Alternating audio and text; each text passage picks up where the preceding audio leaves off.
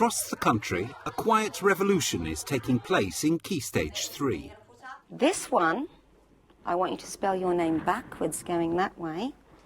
And this one, I want you to do it this way, forwards, at the same time. Have we got it? It's got nuts, it's got caramel, it's got a pattern on the bottom, and it tastes nice. Traditional timetables are being abandoned. By the end of the 2-hour session, you will all have composed a piece of music based on one of the features that we'll see in Chatsworth next week. Subject divisions are being thrown out. I'm a music teacher and I'm a musician, and I was a bit sort of scared really by the idea of having to teach history and geography. The first task for today is play your own game and check that it works. We based it around the cholera outbreak in the 16th century and 19th century. So what you've got to do, if you're the people, you've got to get to the factories and back to the house without getting caught by the cholera. Radical ideas like brain gyms are being tried out. A, B, C, D, E, F, G, H, I, J, K, L, M, N, O, P, Q, U, R, S, T, U, V, W, X, Y, and Z. Excellent stuff. And some teachers' job descriptions are being completely rewritten. When we first discussed it last year, we talked about an integrated curriculum where one teacher would be taking a class all day, every day, and that we would teach every subject. I was a bit sort of flabbergasted by that. It's all part of the Key Stage 3 curriculum review, a workmanlike description of a real revolution. It just teaches you good stuff that you'll need to know that you'd won't usually actually get to learn at school. Led by the QCA. Well, I'm called the Director of Curriculum at QCA, and my job is to manage a relatively small team on a whole range of curriculum issues, and one of those is the review of the Key Stage 3 curriculum. And that's meant trying to encourage our people to get to all corners of the country, to talk with people in all schools in the country, and to gauge the views of where the curriculum should go. Then we've had the job of bringing together this new curriculum, the programmes of study, and trying to present that in a way that encourages schools to want to take part. My job's simple. I've just got to create a modern, world-class curriculum that will inspire and develop all children and prepare them for their future.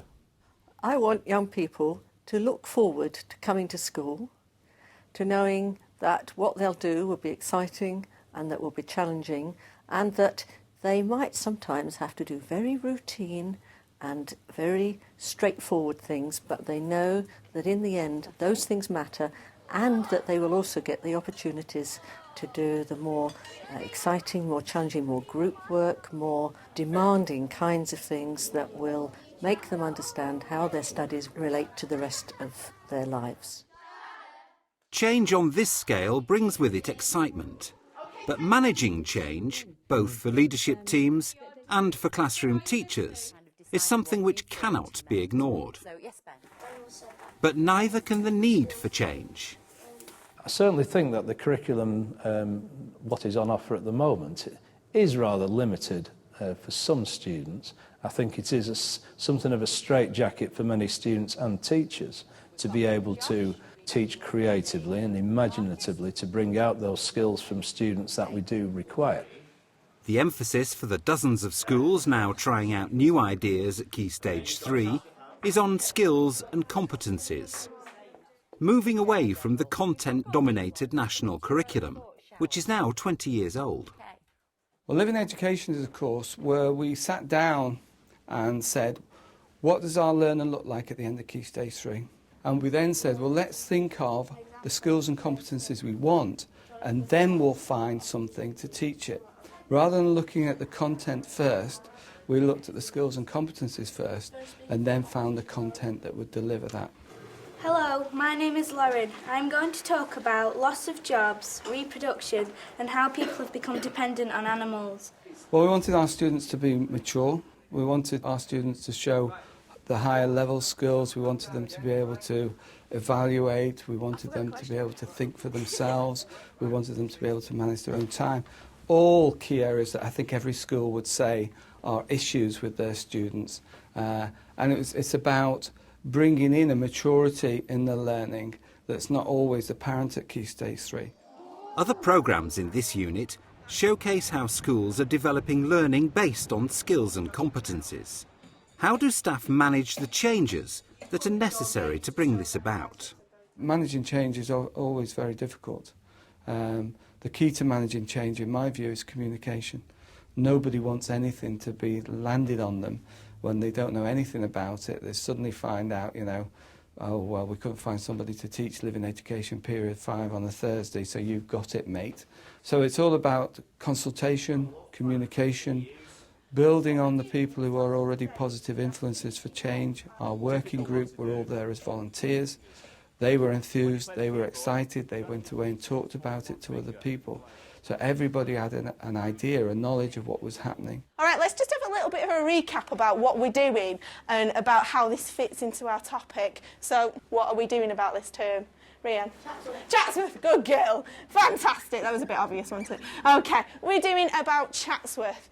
And what centuries are we looking at? George? 16th and the 19th. The 16th century. And I'm going to do my cheating way of writing it. And the 19th century.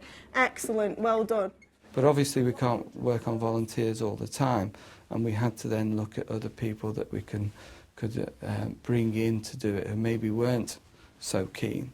But with those, it's a matter of talking, explaining, making life as easy for them as they can, and it's opening up the doors. There will be a barrier. They will say they can't do something, and we have to take away that door and then through another door and so on and so forth, until eventually people are happy to move ahead.